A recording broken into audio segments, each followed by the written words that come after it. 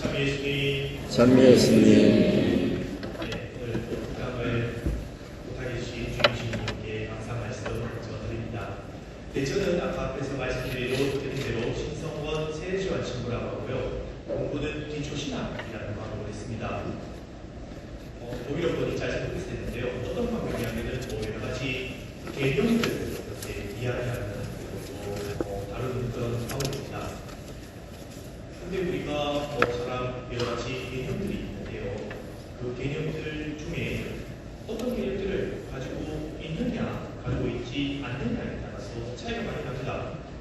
제가 학교에서 가르치다 보니까 학생들한테 직접적으로 차이 나는 건 뭐 있습니까? 우리 고등학교 때 생각하면 어떤 개념을 외우면은 점수가 올라가고 어떤 개념 못 외우면 점수가 떨어지죠.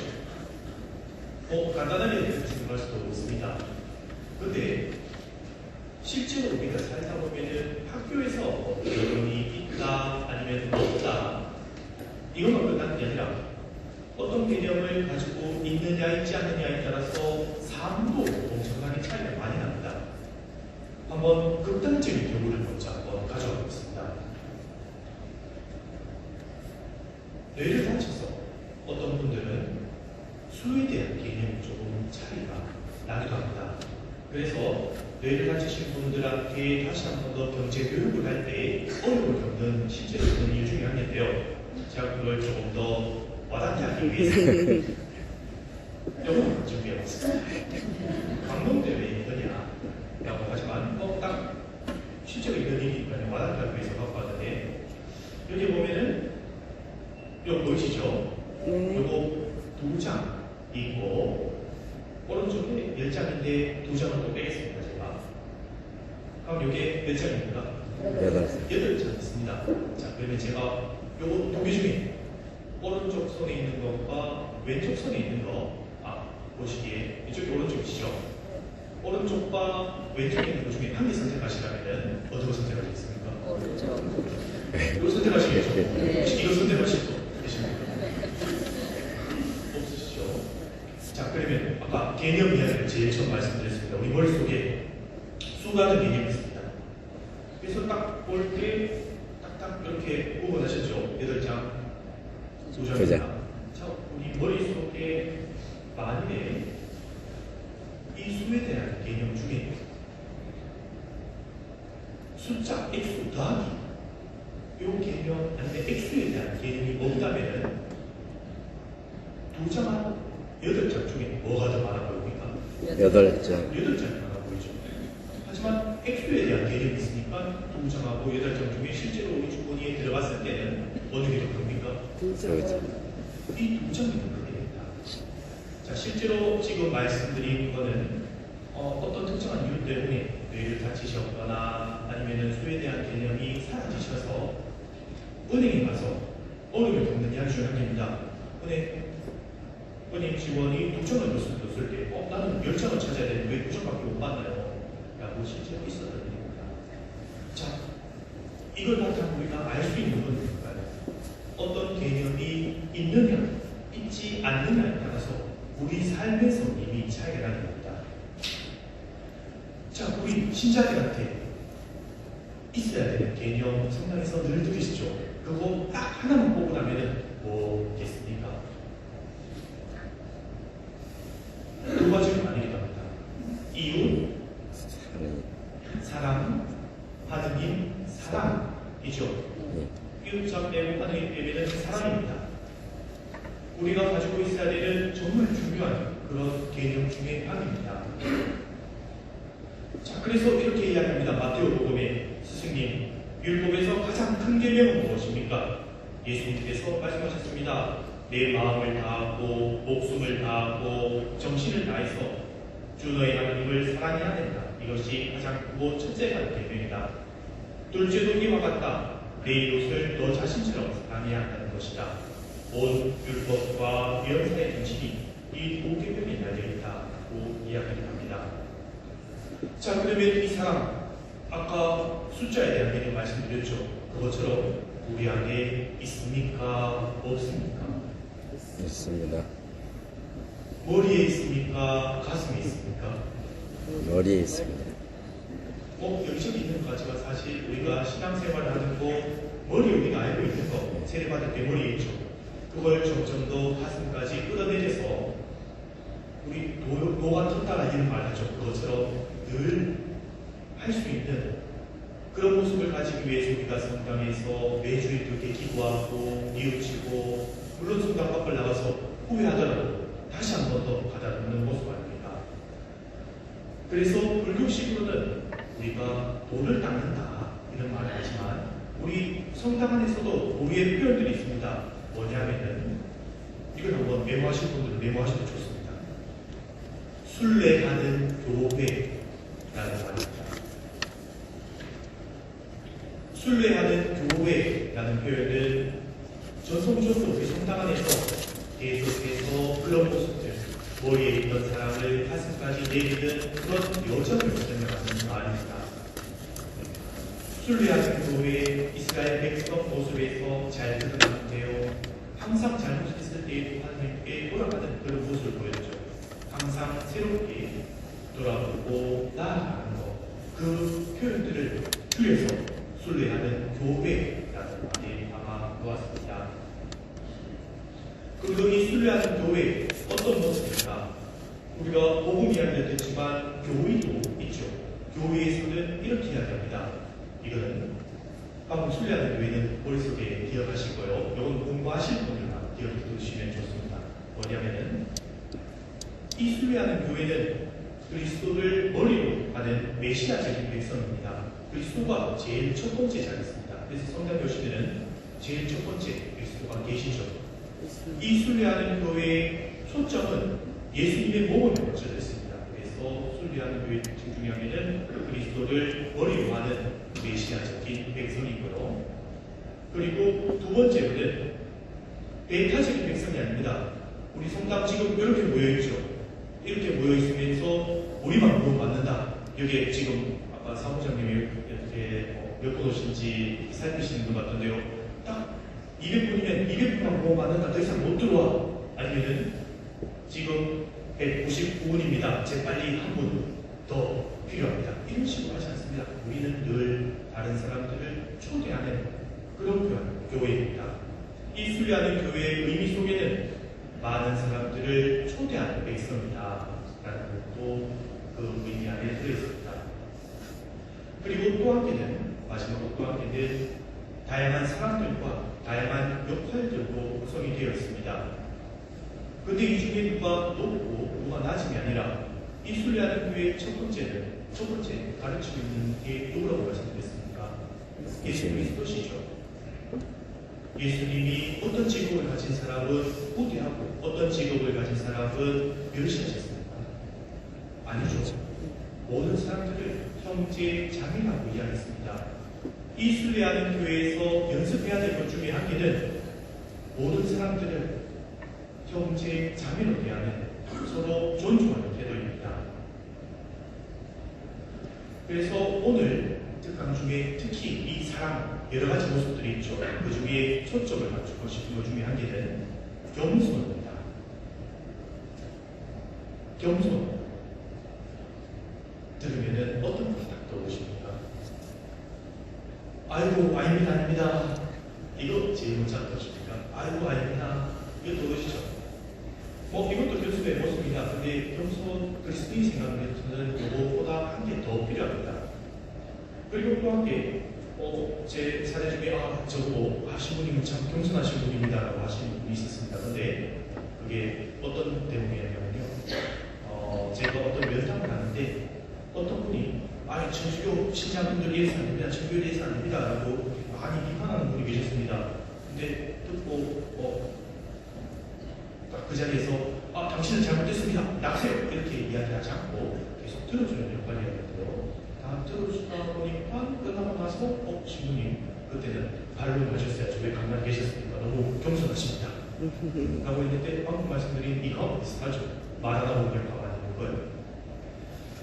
근데 사실 이 그리스도인 이야기하는 겸손은 단순히 말하지 않고 뒤로 한 걸 물러서는 게 아니라 조금 더 많은 의미를 가지고 있습니다. 이야기하기 위해서 첫 번째 그리스도교에서 이야기하는 겸손이니까요. 우리말로 겸손이죠. 원래 말을 한번 살펴볼 필요가 있는데요. 겸손이라는 말, 라틴어인 후밀이라는 말에서 왔고, 후밀이라는 말은 후무스라는 말에서 따왔습니다. 후무스라는 말, 한국어로 번역하면은 돼지, 땅입니다. 돼지, 땅입니다. 우리 땅하고 관련된 전례 부활절전에 보시죠. 신부님이 앞에 엎드리는 거 기억나시죠? 그거 어떤 모습입니까? 가장 낮은 사람의 모습이죠.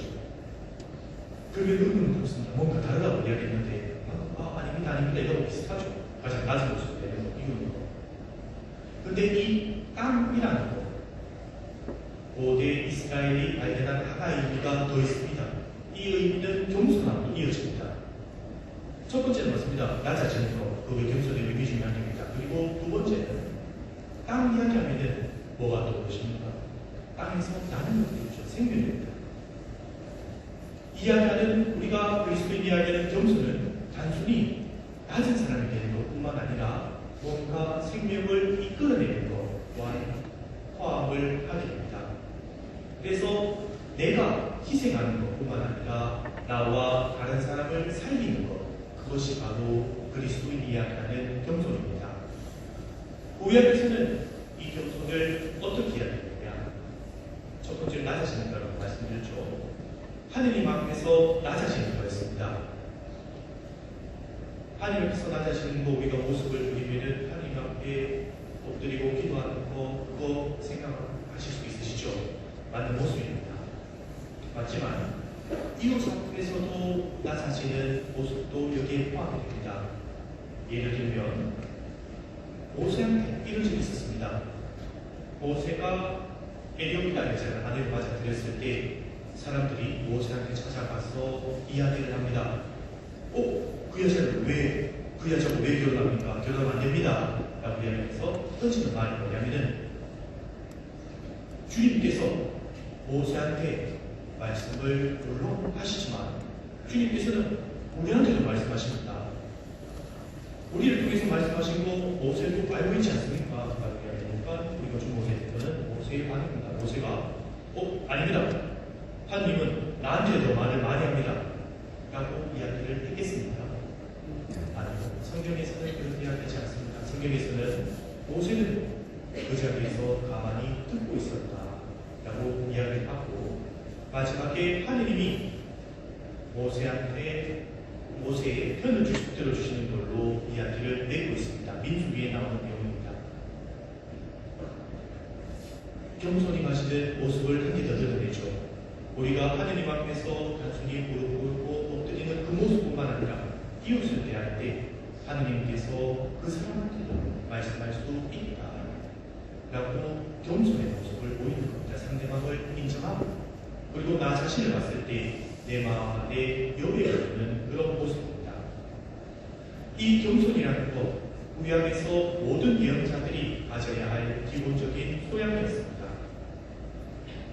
이집트에서 몰아내신 하나님의 부르심이 모든 일이 시작되었다고 고백하는 것, 그리고 내가 하나님을 소유하려는 것, 아까 모세가 보여준 그 모습이죠. 그거를 거부하는 것이 겸손의 첫 번째 모습입니다.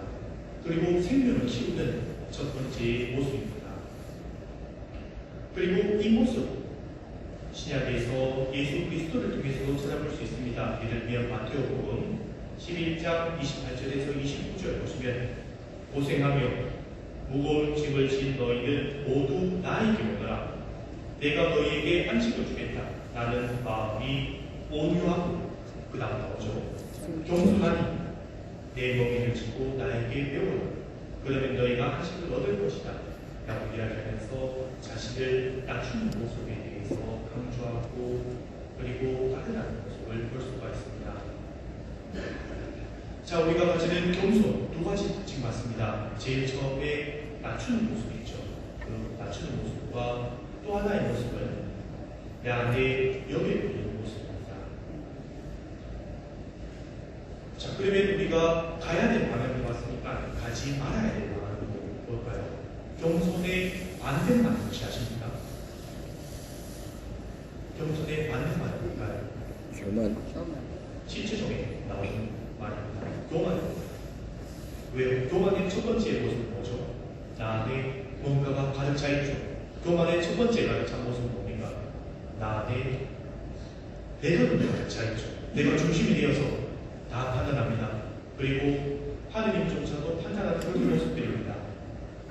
그리고 교만하고 가까워 이기심, 허영심도 들어가죠. 허영심 같은 경우에는 내가 나로 가득 차 있지만 내가 기준점의 포인트가 아니라 내가 되고 싶은 뭔가가 가득 차 있는 그게 허영심인 거죠. 겸손의 모습, 이기심과 그리고 허영심, 그리고 교만, 어린 모습으로부터 시작을 하게 됩니다. 그래서 이 모습들 성경에서 계속해서 강조합니다. 야훼께서는 교만한 자를 없이 여기시고 겸손한 자에게 은혜를 주신다 라는 표현도 있고요. 그리고 필리피서에서는 무슨 일이든 이기심이나 허영심으로 하지 마십시오. 오히려 겸손한 마음으로 서로 남을 자기보다 낮게 여기십시오. 저마다 자기 것만 돌보지 말고 남의 것도 돌보아 주십시오 라고 이야기를 하고 있습니다. 자, 우리가 교만, 이기심, 허영심 가득 차 있을 때 나오는 감정 중에 하나가 있는데요. 요거 많은 분들은 어떤 감정이 제일 많겠습니까? 화가 많습니다. 내가 혹시 화가 많이 나 있다라고 하면 혹시 내가 교만이나 아니면 허영심에 빠져 있지 않은지 한번 되돌아볼 필요가 있습니다. 근데 이 화라는 거 한번 우리가 쉽게 표현하면 예수님보다 더 나은 대우를 안 받으려고 하면 화가 별로 안 납니다. 왜냐하면 화가 날 때 우리 마음을 가만히 보면은 더 좋은 대우를 받아야 되는데 더 좋은 대우를 받지 못했으면 경우가 많기 때문입니다. 자, 마지막으로 겸손에 대한 이야기를 하면서 우리 안에 어떻게 자리 잡으면 좋겠다는 마음을 담아서 한번 토마스 아퀴나스 이야기를 가져올까 합니다. 자, 토마스 아퀴나스도 겸손에 대해서 복음에서 이렇게 많이 이야기하다 보니 이걸 어떻게 하면 좀 더 잘 표현할 수 있을까라는 생각으로 계명 관계를 가져오는데요. 우리말로 번역하면은 아량 아니면은 도량이라고 번역할 수 있겠습니다. 왜 아량, 도량이 있습니다. 아까 우리가 겸손의 특징 두 가지 주셨죠. 첫 번째는 밑에 딱 엎드리 신부님께서 엎드리시 제일 낮아지는 거, 겸손의 모습입니다. 그리고 다른 한 개는 뭐였습니까? 생명을 키우기 위해서 나 자신 안에 여백을 두는 거였죠. 바로 이분 여백을 두는 거. 또 우리말로 번역하면은 도량, 아양 이 없으면은 내가 키워줄 수가 없습니다. 겸손하기 위해서 첫 번째 우리한테 필요한 겁니다. 다른 말로 십자가 한번 앞에 보시면은요, 십자가 낮아지기만 하는 태도가 아니라 비움의 모습입니다. 그래서 이 비움의 모습이 갖추어질 때 우리는 성경에 나오는 두 말로 하느님 앞에서 그리고 이웃 앞에서 고백을 할 수 있을 것 같습니다. 첫 번째, 정말 하느님 앞에서 낮아지는 태도죠. 세례가 있었던 이야기, 하느님 이 죄인을 불쌍히 여겨주십시오 라고 고백할 수 있게 되고요. 그리고 두 번째, 이웃과 함께하면서 초대하면서 참고 기다리며 그리고 친절하고 그리고 시기하지 않으며 교만하지 않은 태도로 이웃과 마주할 수 있게 됩니다. 자, 우리가 마지막으로 항복을 맞으면서 그리고 대림절을 맞으면서 기다리는 촛불을 붙이고 있습니다. 이 기다림, 막연한 기다림이 아니라 적극적인 기다림입니다. 겸손한 태도 우리가 쌓아나갈 때 만들어낼 수가 있습니다. 겸손, 단순히 자신을 낮추는 태도가 아니라 자신을 비우면서 하나님과 그리고 우리 이웃에게 우리 마음에 초대할 수 있는 자리를 만들었으면 좋겠습니다. 자, 겸손 말로 기억하고 싶지만 한번 그 마지막에 행동하고 이어입었으면 좋겠는데요. 혹시 교만이 쉽게 빠졌을 때 제가 어떤 의사가 나올까 생각해 봤었는데 이거 기억하시나요? 한번 따라해 보시겠습니까? 으이그 기억해 보시죠. 요새 잘 안 쓰죠. 근데 보통 뭐 하면 될 것 같습니다. 많이 배우시겠는데 내가 교만했을 때는 으이그 저거 안 돼 라고 이야기하고 하느님께서 계신데 마음속으로 그렇게 못하시겠죠. 으이그라는 표현이 우리가 교만했을 때 잘 나오는 표현인 것 같습니다. 그런데 혹시 마음에서 으이그라고 생각이 들면은 그때 이제 빨리 왼손을 해서 안 돼 라고 배웠으면 좋겠습니다. 자, 이거 한번 같이 해볼까요? 마지막으로 대리 기다리시면서 이런 마음 우리가 가져가셨으면 좋겠습니다. 자, 으이그도 한번 설명해서 해보세요. 안 되도록. 자, 으이그 안 돼. 이렇게 겸손의 마음 함께 하시는 대인절 되셨으면 좋겠습니다.